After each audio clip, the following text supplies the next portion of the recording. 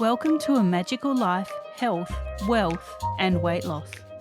I'm your host, Magic Barclay, lead practitioner at Holistic Natural Health Australia and #1 best-selling author. In this podcast, I aim to give you practical tips on how to accelerate and sustain your health, increase your financial, spiritual and emotional wealth, and to look at something that haunts many of us needlessly, weight loss. In some episodes, I'll have guests available to give you even more tips, but in others, the floor is yours.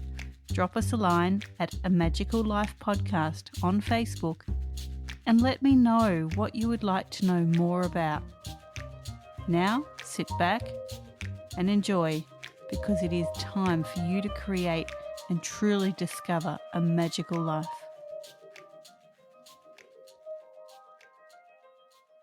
Welcome to A Magical Life, Episode 2. I'm here with the lovely Sarah Decker from Subito Media. Now, I did mention in the pilot that I had a podcast genius coming on, and here she is. Welcome. Thank you for having me. Pleasure. So, a little bit about how we met. We met in a lovely new Facebook group, and I was mentioning in podcast 1, which was titled When Life Gets in the Way, that I put off doing my podcast because I didn't know how to edit it. And then up popped this lovely lady, Sarah, who goes, I can do that. So thank you. You're welcome. I love doing that. Great. If I could, I would just mess with sounds on my computer all day long. Okay, let's put that out there. So tell us a little bit about yourself, Sarah. Well, I am a wife and mom to an almost 8-year-old. Don't tell her she's 7. She is almost 8. This is important. I have several music degrees. I started out with a bachelor's in music composition and French horn performance, double. And I had started before that with music education, figured out I didn't want to do that forever and switched. And then by the end of my undergrad, I decided that I wanted to pursue composition and writing music. So then I went to Chicago and got into the first class of music composition for the screen, Master of Fine Arts. And the end of that took us out to LA, where we did a bunch of really awesome things. And then because there were no jobs, I had to come home, and I've been job hopping ever since. I just recently decided to pursue my music again. I've been teaching some public school music and in daycares, but I wanted to pursue the technical side of music the way we learned to in my master's. And I landed on podcast management, and I really like it. It's a lot of fun. That's terrific. Well done, you. So, lesson in life there. Few things were thrown at you and you just followed your passion. That is brilliant. I lost track for a while there. I was feeling like my skills weren't worth anything except for expensive student debt. I know there's a lot of people out there feeling that same thing, but there's a way. There is a way. It probably won't be the way you're looking for, but there's something. There's a way to turn it into a living. That's great. So what do you think spurred you on to turn that into a living? What was the intuition and the inner knowing? Last summer, I fell into some website design projects for a local nonprofit. I started with my mom's church, which was also my daughter's school. She did first grade there, and I was also working there in the summer at their day camp for kids. And I noticed somewhere, I think it must have been in the minutes, that they had allocated funds for a new website. And then I just kind of kept my ear to the ground, and I just asked them, so who's doing the website? And they say, well, we don't know. We haven't found anybody yet. I said, oh, well, I'll do it. Okay. So I just kind of that just kind of fell in my lap, and at that point, I realized that working for myself as an entrepreneur could be viable. It could actually work. And what did that feel like for you? It was really confusing and empowering because it's against everything that I've been fighting for and that I was taught like my whole life. The whole you got to go to school and you got to get your degree in something you can get a job in, and then you got to stay in that job and you get the benefits and you get the retirement and you get business, and you have to work harder to get farther, and none of that was working, and I knew it wasn't working, but I didn't know what else to do until I found a way to work for myself, set my own price. And now I'm wishing I had asked for more because there was no pushback whatsoever on the price I asked. So now I'm kind of kicking myself for that. And then I got another website design project from a referral after doing that one.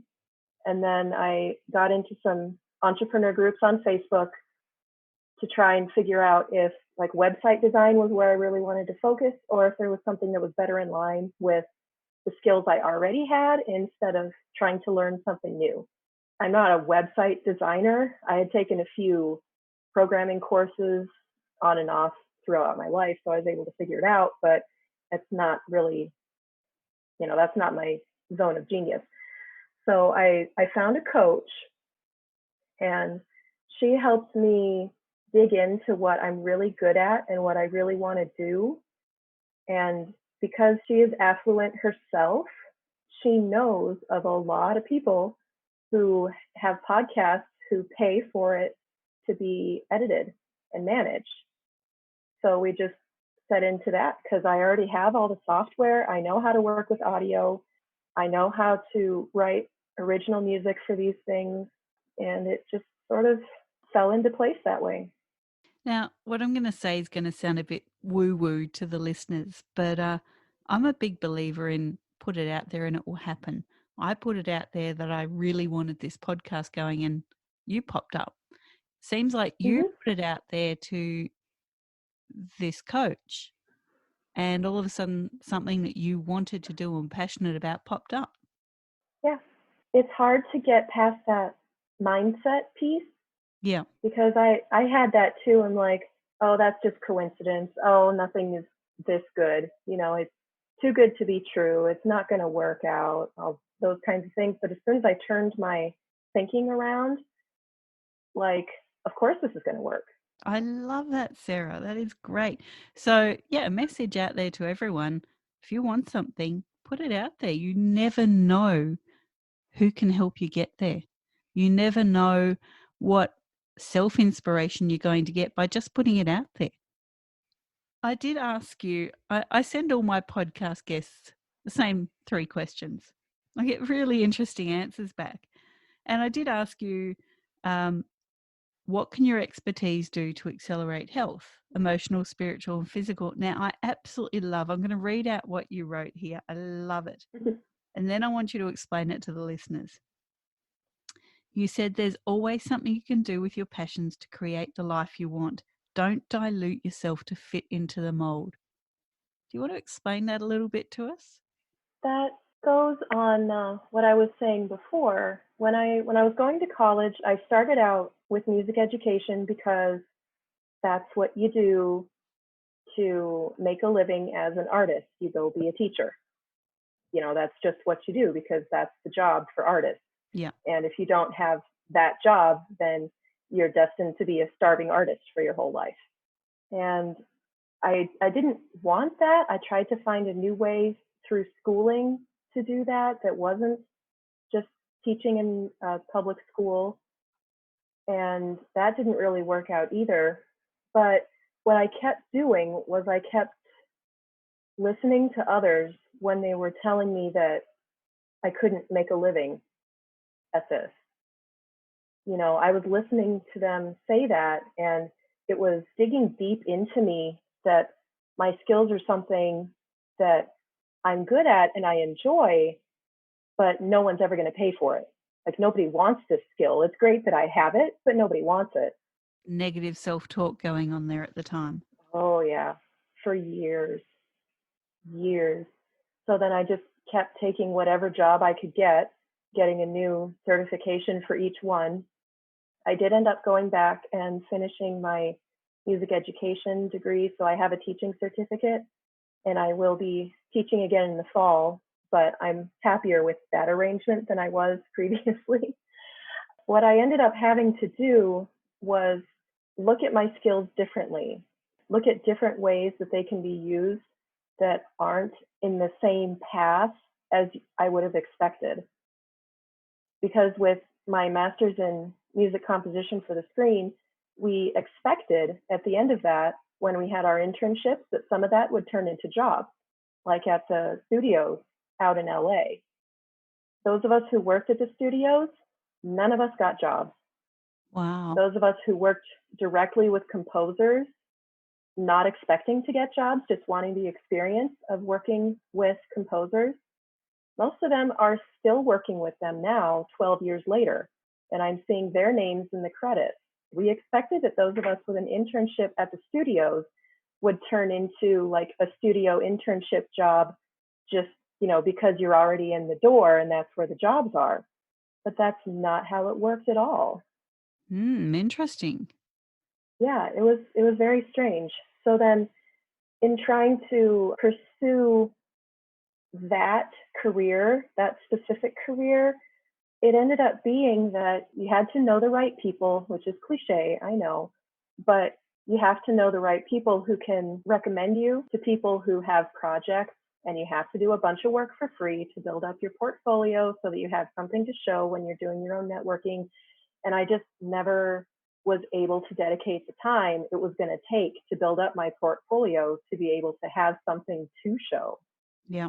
So what I had to do, and my coach, Kat, helped me through this, is I had to release my expectation that my degree could only be used one way, that I have these skills, but we can use them in another way that is fulfilling a need somewhere else, somewhere that I didn't see. So if you can get yourself a good coach, do it, because she completely blew my mind, but it was so worth it, because I never would have ever thought that I could do podcast management. It just never would have occurred to me. And I think a lot of people don't realize what a coach can do. They're not there Yeah, to tell you how to live your life. They're there to help you uncover what you already know, but might just be missing. right. And they're there to hold you accountable. When you Yep. say you're going to do something, they're going to check up on you. Yeah, I do that with some of my clients. I actually get them to text me every day an intention. And if they miss a day for 60 days, they have to start again. And it just keeps them accountable to going, okay, this is actually what I want in my life. I have to make it happen. Mm-hmm. And you said about not diluting yourself to fit into the mold. Yeah, I feel like I'm diluting myself by going in with more teaching. Like, I like teaching, I like having a music classroom, I like working with kids, but it's not where my true skills are. It's not where my heart is, really. So Yeah. I feel like I'm kind of watering myself down to fit the expectation that, oh, I'm a musician, I should go be a music teacher. And you know what? Women especially, we do this in all parts of our life. We do it as partners, as mothers, um, as professionals. We do it socially. We lose sight of who we are. It's one of those nurturing characteristics that are innate in us, but we let Yeah. it count against us all too often. Yes. Wow. Cool. So my next question to you was, what are your top 3 tips to create wealth, personal, financial, and emotional? And I think you got out of this question by saying you were struggling with this, but you've just told us so much about your emotional wealth and how you've grown that to start doing podcast managing. What other That's tips would true. you have about creating wealth? The biggest thing I've had to fix with my own mindset, and mindset is 100% what's getting in my way. Right. It's all just in my head.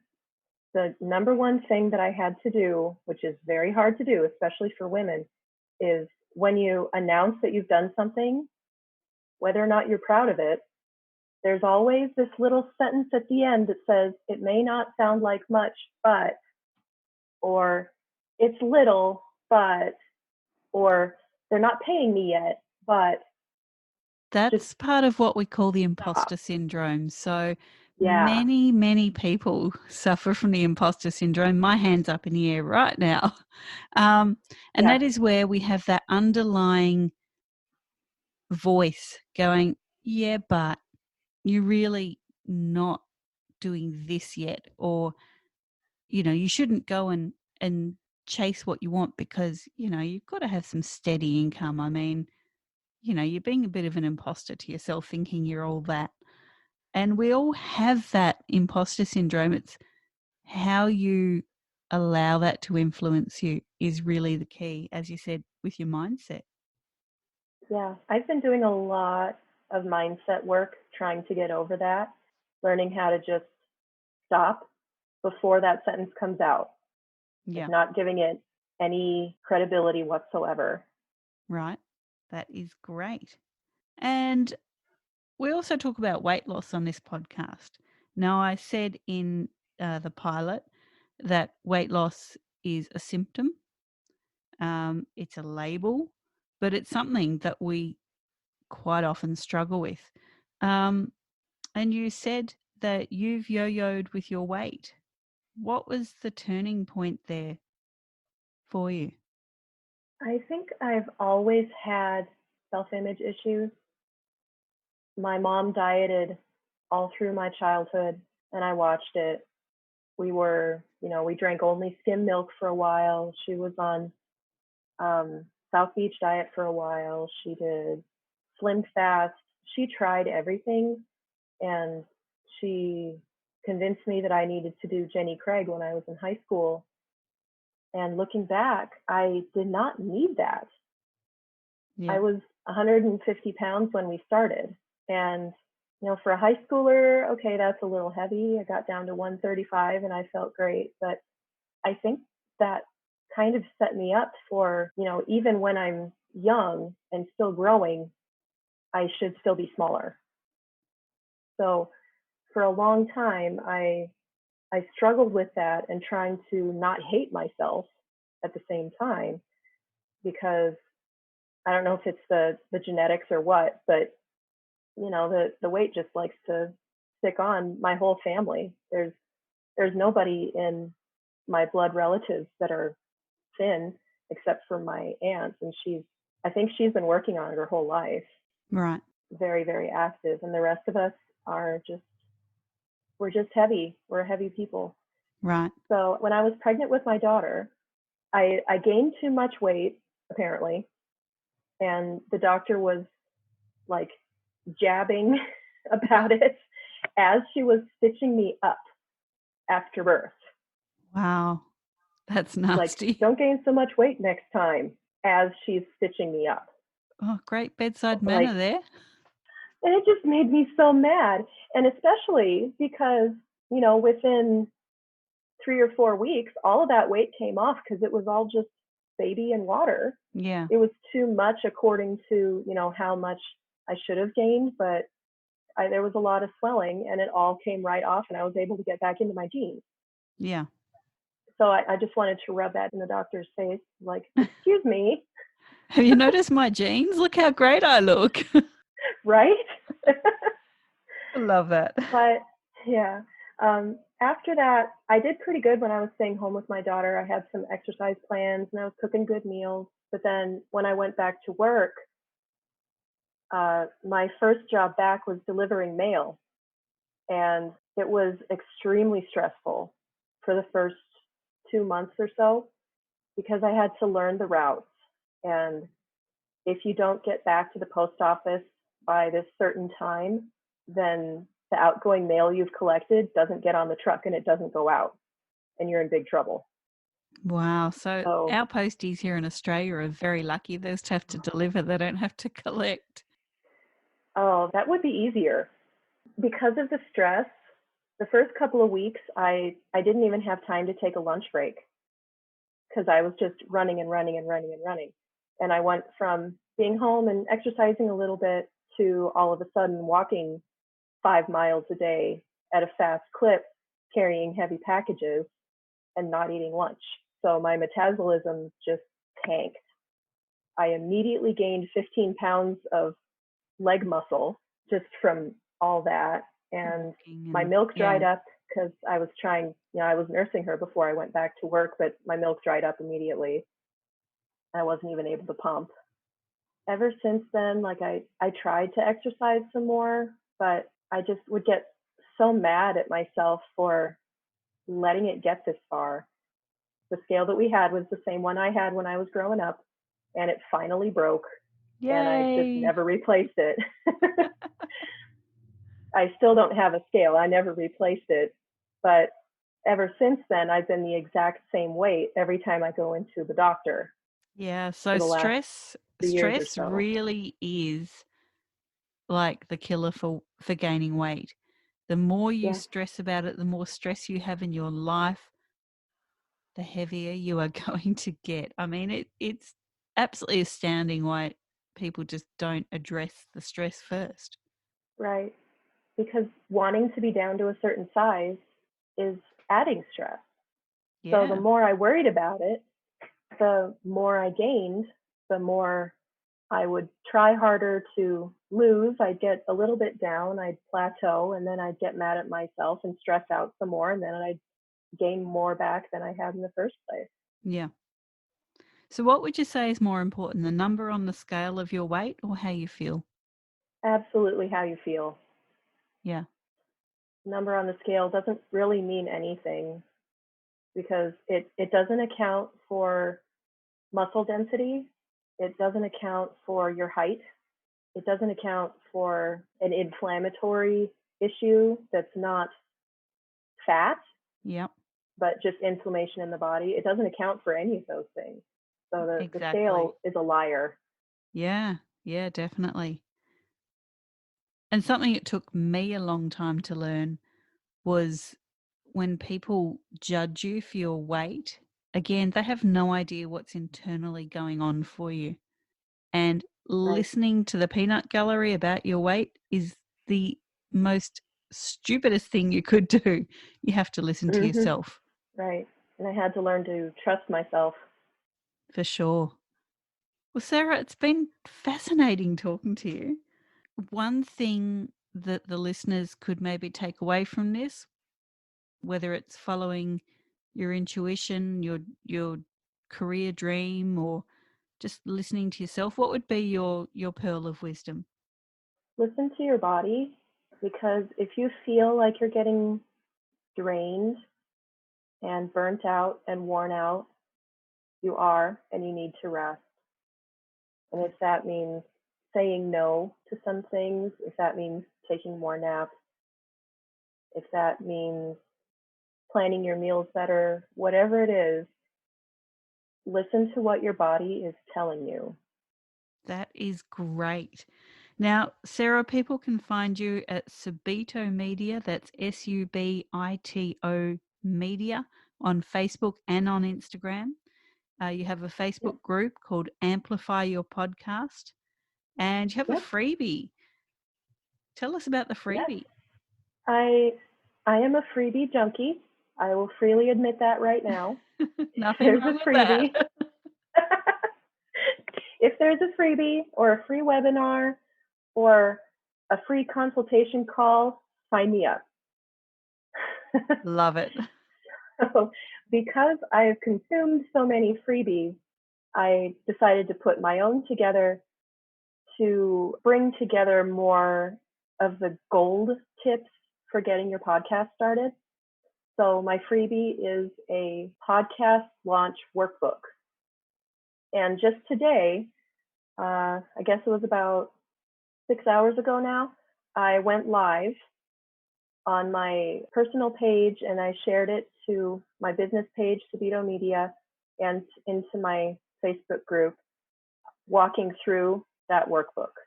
I love it. Now that workbook is at bit.ly bit.ly, so bit.ly/poddy, PODDY workbook.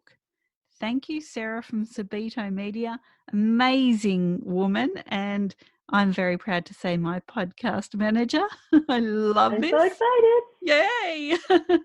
And thank you again for your time. I know there's a bit of a time difference. Sarah and I have been playing with the time differences and trying to work out where we are and what day it is and all that sort of thing. So thank you very much for coming on today, and wishing you all the best with the podcast management and chasing your dreams. Thank you very much. My pleasure. Thanks again, Sarah, for coming. Now, everyone, if you listen on for episode 3, I have another fabulous guest, Karen, coming up. And Karen will be teaching us in episode 3 about being a female entrepreneur, and go forth and create your magical life. Thanks, everyone. Thanks for listening today. Please subscribe to hear future episodes, leave a review, and share this podcast. You can follow us on Facebook at A Magical Life Podcast or at Holistic Natural Health Australia. That's holistic with a W. You can find us on Instagram at Holistic Natural Health or at www.holisticnaturalhealth.com.au. That's where you'll access all sorts of articles, freebies, and more.